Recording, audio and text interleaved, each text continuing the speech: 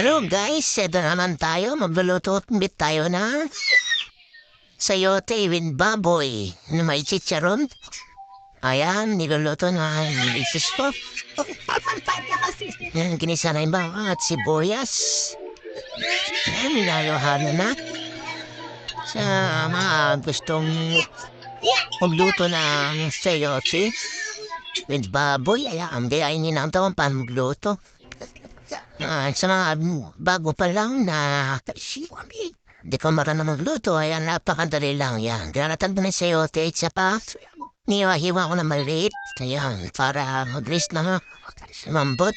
Kaya ito na siya, ginigisa pa yung baboy, pinapalambot hanggang sa ma-brown yung baboy.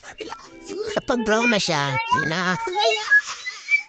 namigay na na yung sibuyas, pamulyo, bawang para hindi masunog, ganyan na. Kaluhaluhin lang yan. Hanggang sa kapag nalaman na brown na rin yung sibuyas, alam mo na siya. Ay, hiwalay mo lang yung baboy para hindi masyadong lutong. Yung nasinunod na ibawang, si Mrs. ko naman pinagluto po, ayan. Kasi mas masarap siya magluto.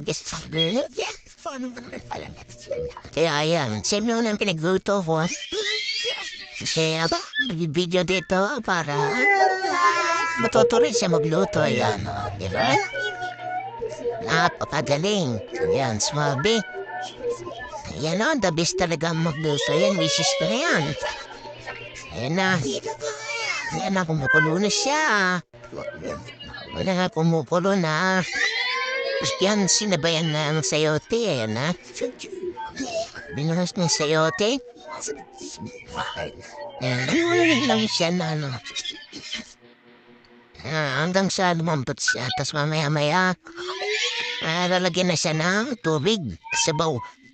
Depende sa inyo kung ilang baso nilalagay niya sabaw. Kasi sa amin, isang baso lang.